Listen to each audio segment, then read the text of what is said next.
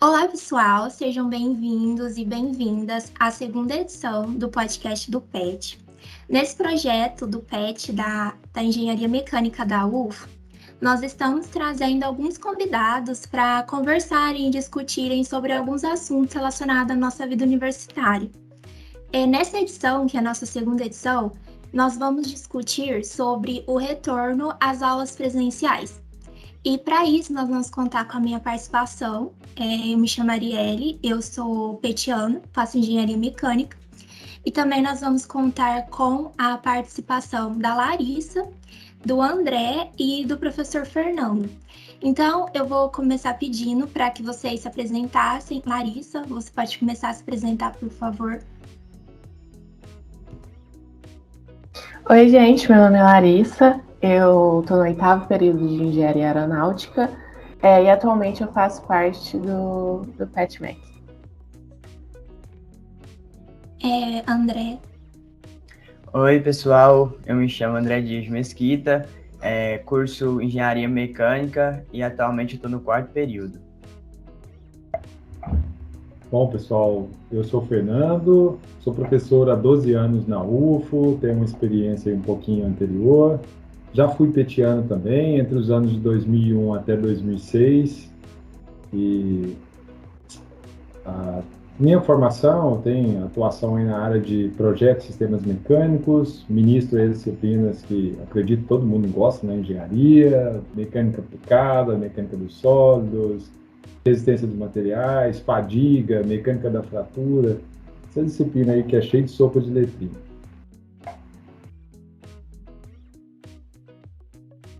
Vamos começar agora com as perguntas.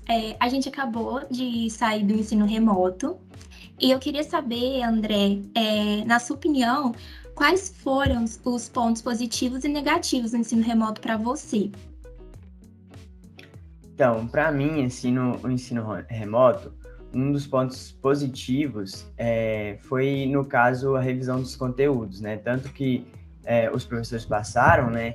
Então, através das aulas gravadas, através dos conteúdos que eles disponibilizavam para nós, e eu acho que de ponto negativo foi a comunicação, tanto entre o professor e o aluno, quanto entre os próprios alunos, né? Para tirar dúvidas, para esclarecer algumas coisas. Então, eu acho que para mim esse foi um dos pontos positivos e negativos.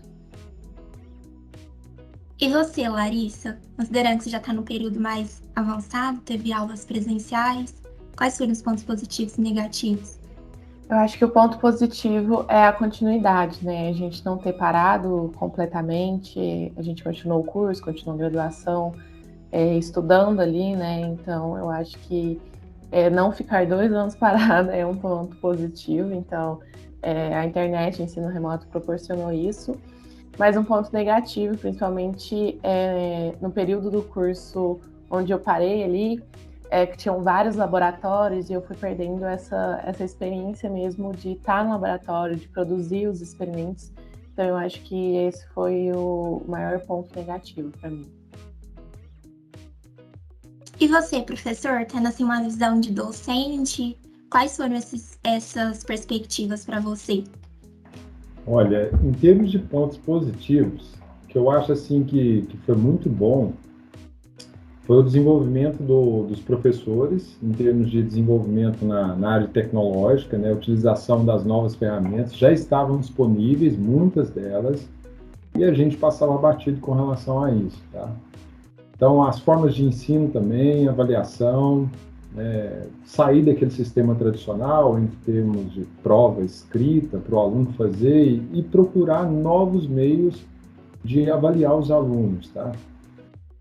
A flexibilidade de horário e local, isso também facilitou bastante, tanto para o aluno, né? Eu tive alunos que estavam fazendo estágio, e nesse intermeio aí ele participava das aulas, né, se conectava, fazia as atividades, então isso também foi um ponto positivo para eles. Uso de aulas assíncronas, apesar de dar um trabalho para fazer essas aulas, né, fazer uma gravação de um vídeo para depois a gente editar, de repente você vê, não ficou tão interessante, você quer tornar aquilo um pouco mais atrativo para o aluno, Então, isso leva também um certo tempo para a gente poder preparar, mas que é um ponto positivo, tá? Porque essas aulas depois ela te dá um subsídio, uma base para o aluno, e ele pode ver e rever quantas vezes for necessário, principalmente na utilização com softwares. Tá? Eu, particularmente, assim, eu gosto muito.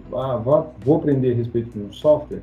Ao invés de pegar um livro de maneira tradicional, eu coloco um vídeo do lado e vou seguindo um passo a passo daquilo que o instrutor está passando, tá? Maior produtividade em reuniões, e eu acredito que com vocês também não foi diferente.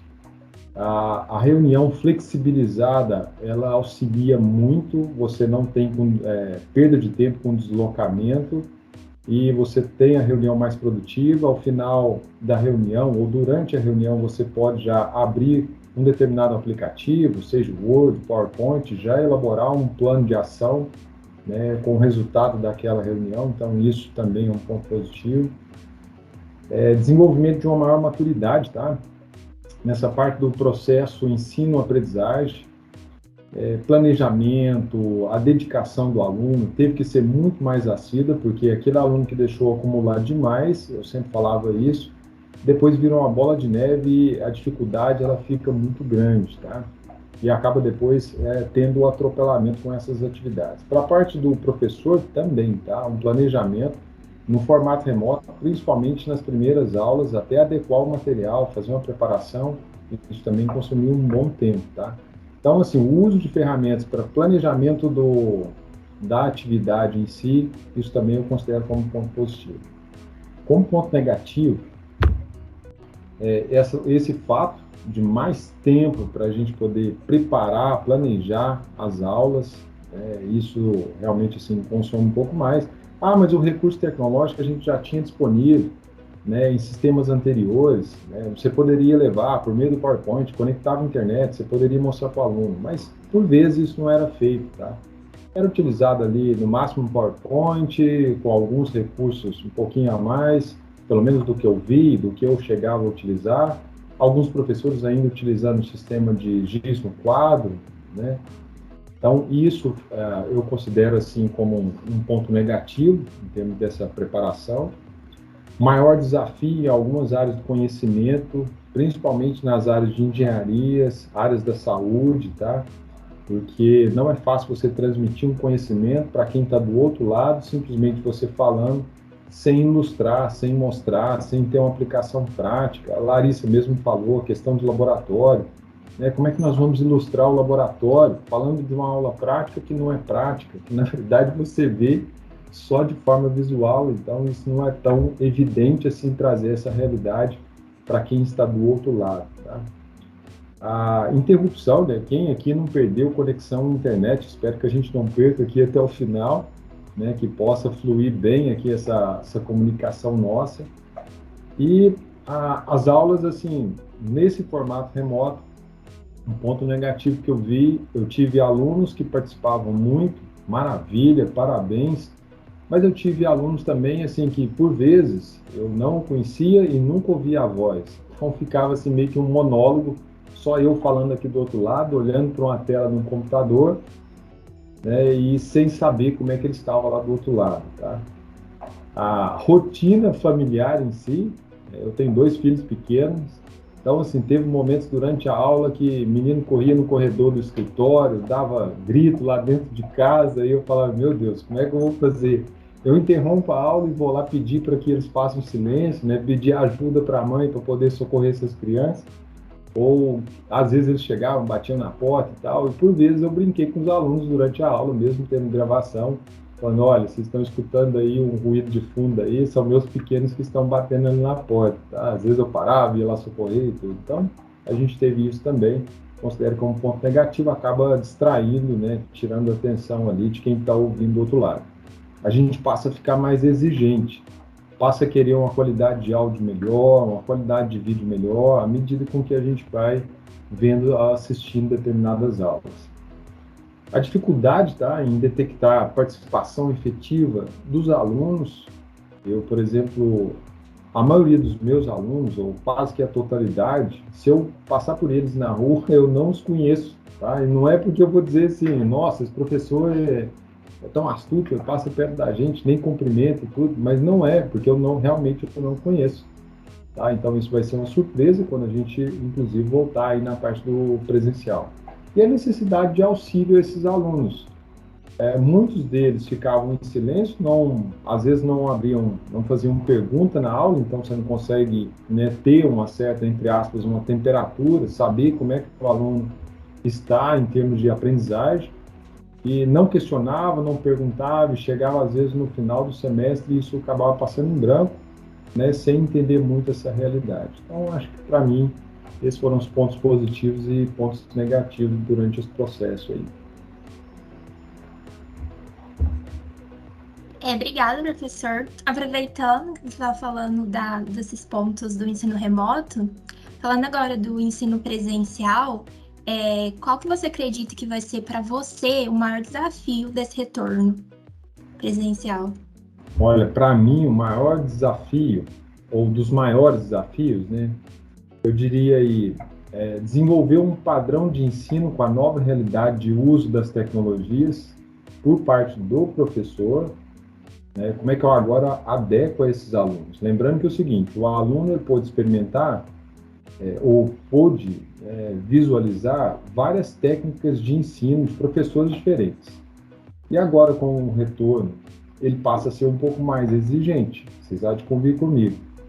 Como é que agora eu tenho essa nova realidade?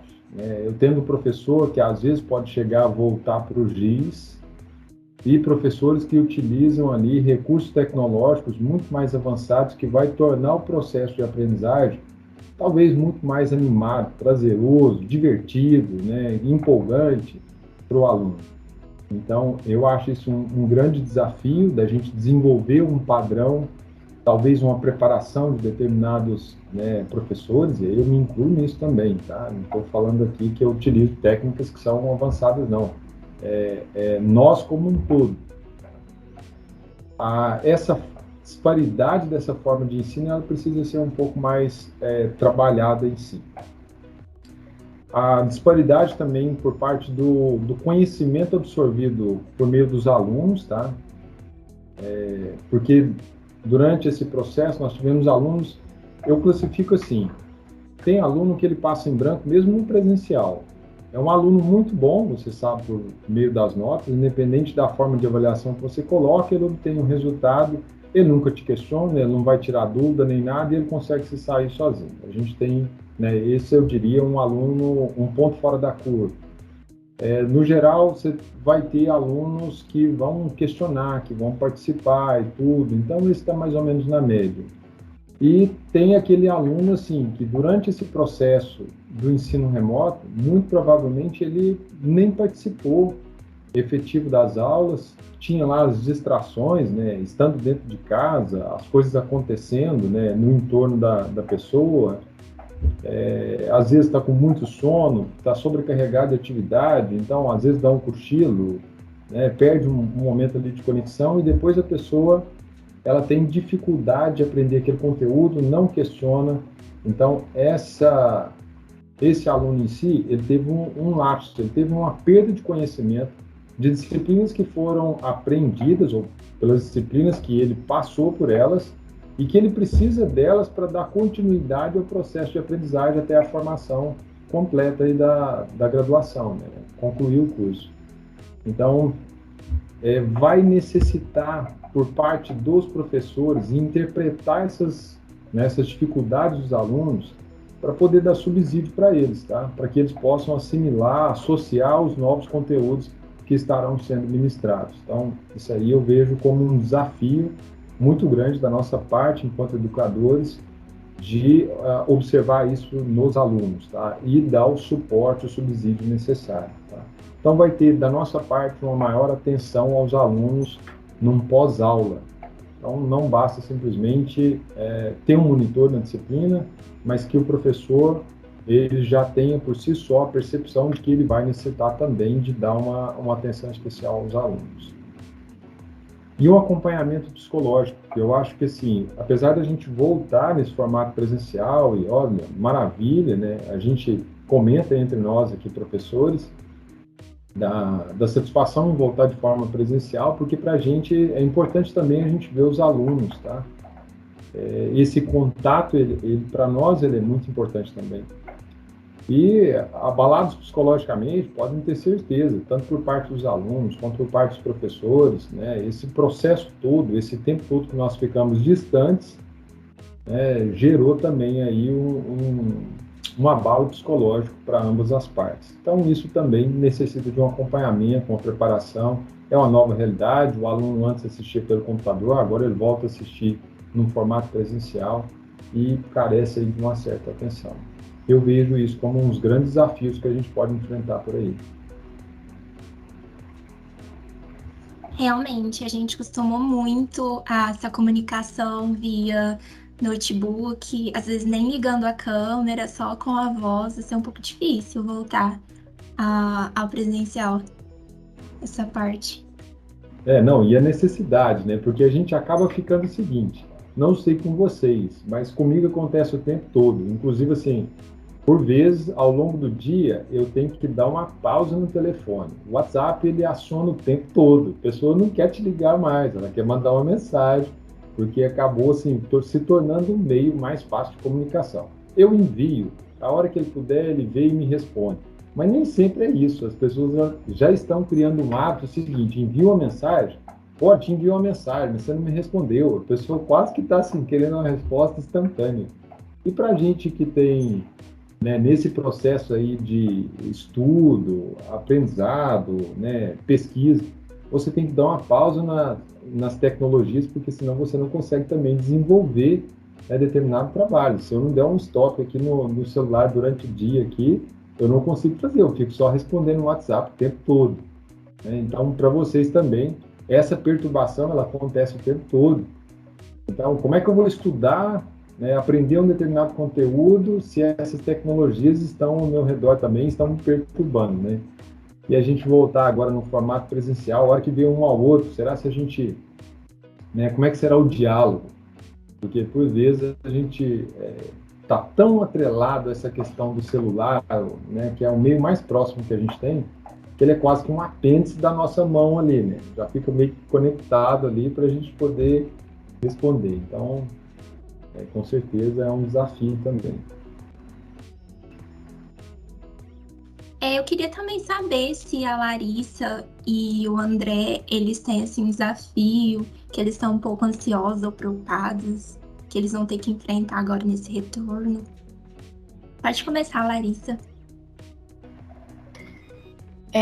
Eu acho que para mim não vai ser um grande desafio, porque eu já tive aula presencial, sei como é, estou ansiosa, né, para voltar, para estar em sala de aula, um ambiente que é muito mais propício para prestar atenção. Às vezes ficar em casa tem muita distração, tem a mãe, tem família, tem movimento toda hora, então até em relação a prestar atenção na aula ficava mais difícil para a gente. Só que eu acho que o grande desafio da volta no geral vai ser para os alunos que entraram no online e nunca tiveram a oportunidade de ter a aula presencial. Eu acho que eles vão sentir uma grande mudança, e isso pode acarretar outras coisas, e os nossos cursos, né, na engenharia já tem um alto número de evasão, então eu acho que vai ser um grande desafio para quem entrou agora. O André, né, pode falar mais sobre isso. A bola agora foi pro lado do André. Você nunca teve uma aula presencial, André? Não, eu não, ainda não.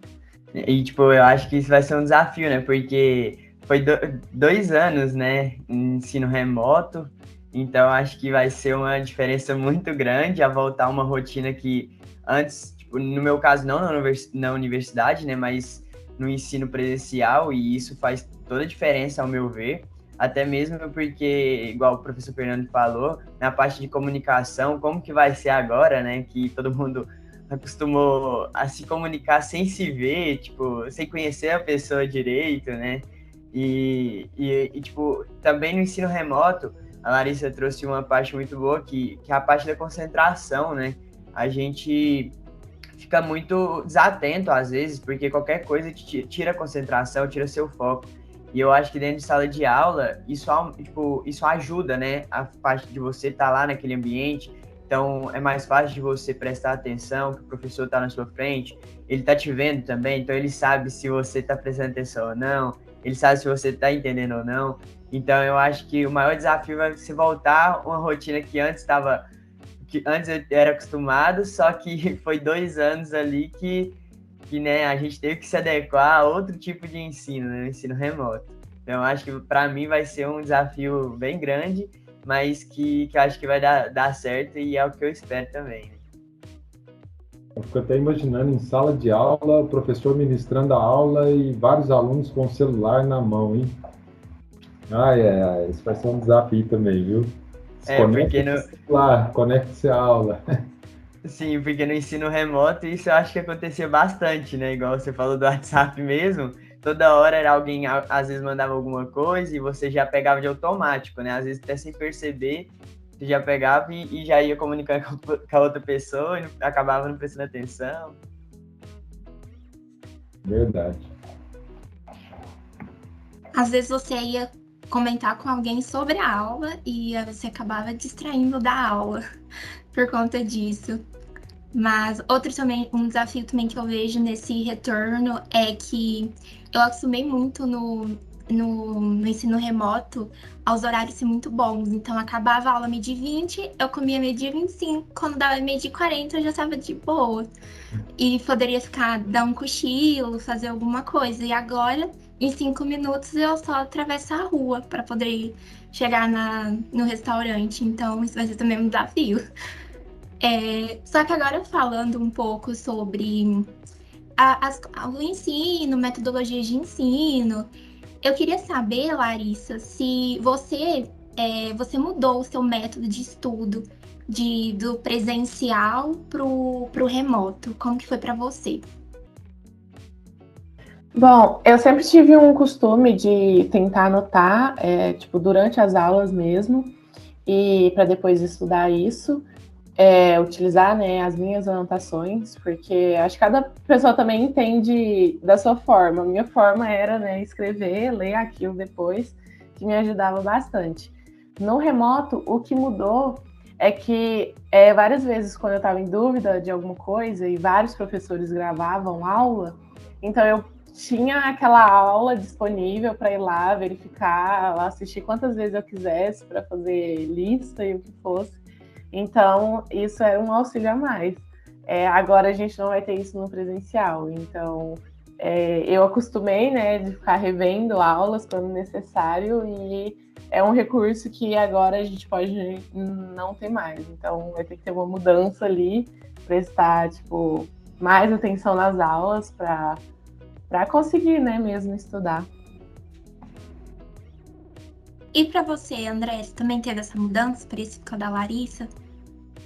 Sim, eu também, porque essa parte das aulas, né, como ela comentou, isso também para mim me ajudava bastante, que às vezes você não conseguia acompanhar o professor durante a aula, e aí às vezes na realização de uma lista, algo assim, até mesmo seus estudos, o que não estava anotado, que eu também costumo anotar tudo que o professor passa, o que ele fala também, então isso às vezes que você ficava pausado, você conseguia voltar nas aulas lá e revisar, né?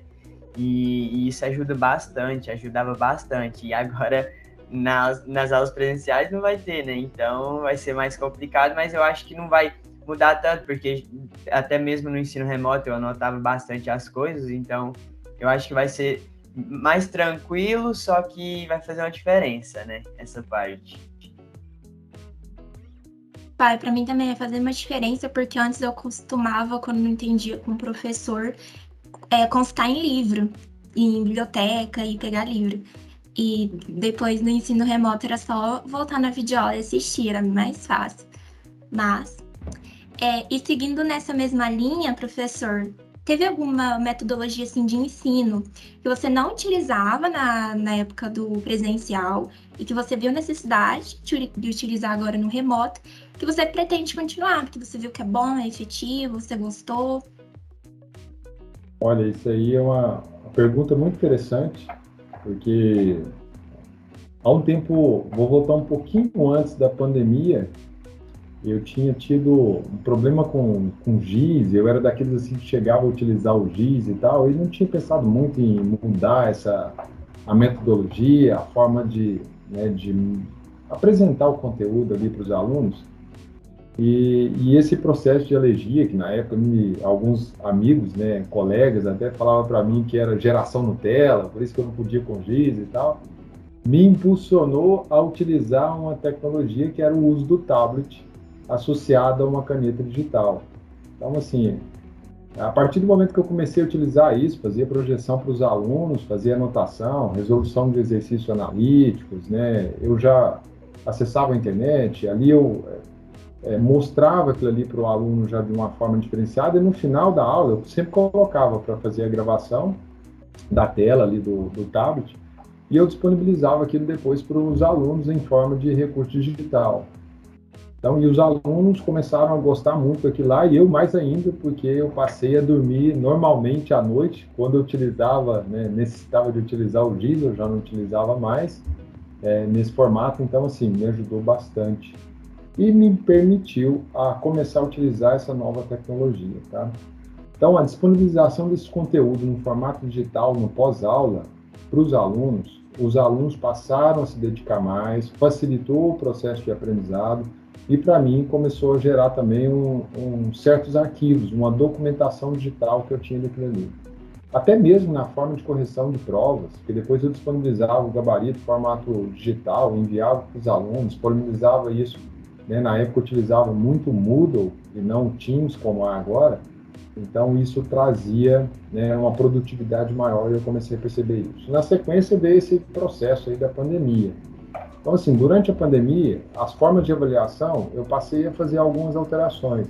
Comecei a pesquisar a respeito daquilo que as pessoas utilizavam, tanto na forma de metodologias de ensino, como também de avaliar depois melhor os alunos. Nós temos alguns regulamentos na universidade que a gente tem que cumprir, né? Tem que dar pelo menos 2 avaliações, né? É o mínimo exigido aí para que a gente possa fazer isso, mas isso não nos impede no formato, na forma de avaliação em si do aluno. Então, comecei a adotar novas metodologias. Uma delas que eu adotei, que pelo menos assim foi um feedback que eu recebi dos alunos, que foi muito interessante, até para mim avaliar, e para eles também, em termos de ver o que o colega estava fazendo, foi o uso de gravação de vídeos, tá, dos projetos. Então, a apresentação do projeto em si é um vídeo. O grupo grava o vídeo, né, faz a edição e tudo, você tem um tempo limite, 3 minutos ou 7 minutos, e esse vídeo, algo que eu já de certa maneira adotava no curso de engenharia de produção, depois eu acabei adotando também na FEMEC, foi a apresentação no formato de pitch, esses vídeos. Então, não é um vídeo para apresentar para professor, para aluno, não. Os alunos eles têm que ter uma imaginação um pouco mais fértil, eles vão ter que criar uma empresa, né? Só em termos de nome da empresa, eles podem assumir ali diretorias entre os membros daquele grupo, e eles se apresentam como se fossem diretores da empresa, como se fossem aqueles que gerenciam a empresa e estão vendendo uma solução, estão vendendo um serviço, tá, ou um dispositivo, o projeto deles em si. Então, e no final eles são avaliados por meio desse vídeo. Todos os alunos participam na avaliação, que é algo também que eu achei assim, que eu gostei muito, porque eu dou para os alunos, de certa maneira, o crescimento, a possibilidade de aumento de maturidade em avaliação dos pares. Porque na indústria a gente já faz isso automaticamente. Tem vários colegas de trabalho que a gente tem na indústria que automaticamente eles passam a ser como se fosse da família, ou até mais que da família, porque você, quando sai do trabalho, você vai reunir com a família dele, viaja junto, né? Tem todo um dia a dia. E durante o ano dentro da indústria, a gente tem que avaliar esses pares. Então, como é que você avalia o seu amigo, o seu colega de trabalho? Você vai dar sempre nota máxima para ele? Ou você tem que ter o discernimento em avaliá-lo de acordo com a competência daquilo que ele tem apresentado?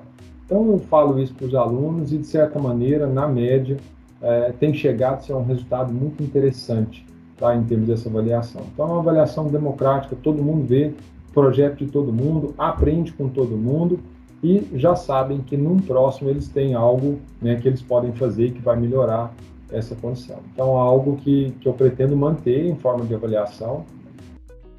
O uso de gamificação em formato de avaliação, eu cheguei a fazer alguns testes, tá, utilizando aplicativos e que eu pretendo migrar para metodologias aplicadas aí com os alunos. Então, dentro desses aplicativos, eu cheguei a utilizar o Kahoot, cheguei a utilizar o Quizlet, né, montava lá os quiz para que os alunos pudessem exercitar. No final da aula, eu colocava lá, né, uma forma de competição ali entre eles. Alguns talvez detestavam aquilo, mas tinha outros que ficavam assim, professor, na próxima aula vai ter, né?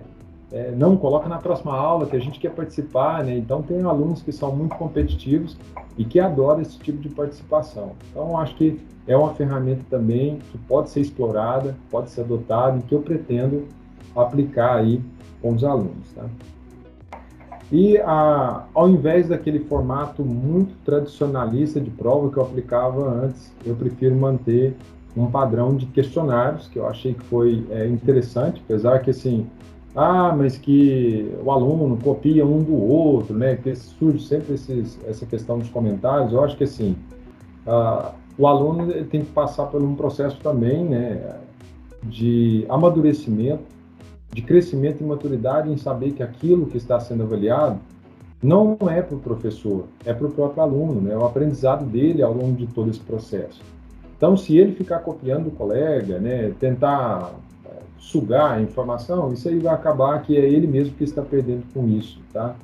E eu sou daqueles assim, eu não fico fazendo caça às bruxas para saber quem é que está fazendo isso, aquilo, porque o próprio tempo dirá se ele fez isso ou não, né? O filtro ele vai acontecer, seja na universidade ou no mercado de trabalho, ele vai ter um filtro desse, por aquilo que ele fez no passado, achando que estaria ganhando tempo, né, e tirando alguma vantagem, ele acaba depois pagando um preço um pouco mais à frente, tá?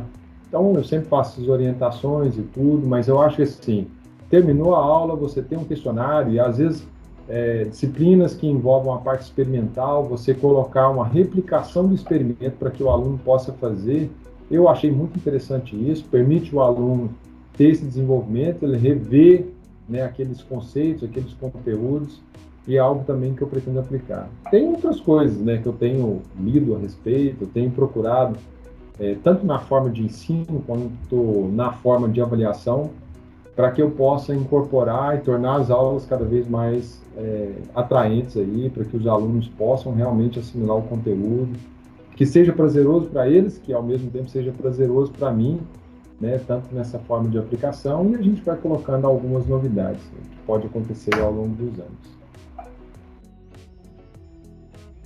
Muito interessante, professor. Eu particularmente gosto bastante, assim, quando tem essas aulas mais dinâmicas, diferentes. Caminhando agora, pessoal, para o fim do nosso podcast, eu queria perguntar para vocês quais são as suas expectativas para esse retorno. André, se você quiser começar, retorno às aulas presenciais. Então, assim, minhas expectativas eu acho que são as melhores, assim, possíveis, porque tanto na parte de eu conhecer os professores, conhecer meus colegas de turma, né, que antes era só virtual, né, não tinha, era só por comunicação mesmo, e também pela toda a estrutura, né, que a universidade oferece para a gente, então poder utilizar os laboratórios que antes as disciplinas práticas tipo, não era tão práticas, né, porque era tudo virtual, então eu acho que assim, vai ser uma experiência muito melhor, né? E até mesmo para o nosso conhecimento, que eu acho que facilita muito mais. E eu acho que isso só tem a acrescentar, né? Porque é algo que a gente veio para isso, né? A gente entrou na universidade para isso, que é usufruir da estrutura dos professores, do conhecimento que eles têm para passar para a gente da melhor maneira possível. E eu acho que agora, voltando às aulas presenciais, eu acho que isso tudo vai ser possível. Então, as minhas expectativas para esse retorno são as melhores. Que bom, André. E para você, Larissa? as suas expectativas? Um comentário, eu acho muito bom a gente ver quem está mais no começo, né? Como o André é todo animado, empolgado para as aulas. É importante. No começo a gente fica assim, eu achei bem legal observar a empolgação dele na fala mesmo. Mas eu também estou com uma expectativa muito boa, eu acho que eu esperei muito por isso. Como eu já estava no presencial, aí a gente começou online e a gente sempre teve aquela incerteza de quando que ia voltar. E cada semestre a gente esperava ser possível e aí acontecia alguma coisa que não era possível. Então, quando definiram, né, essa volta, todo mundo que eu conheço, que estava ansioso para voltar, ficou feliz, né, com essa oportunidade. Então, estou com uma expectativa alta, estou ansiosa. Voltar a rever, né, pessoas que eu não vejo há 2 anos, estar na sala de aula de novo, fazer os laboratórios e poder, né, eu formo ano que vem, então poder formar presencialmente. Eu estava com esse medo de talvez ter uma colação online e eu não queria, então eu tô bem feliz aí, com boas expectativas. Professor, quais são as suas expectativas também? Ver o rostinho dos alunos. Isso aí é um ponto principal, viu? Assim, minhas expectativas também são muito boas. Eu acho que assim vai ter esse novo encontro, vai ser um marco para a gente depois de um longo tempo aí distantes.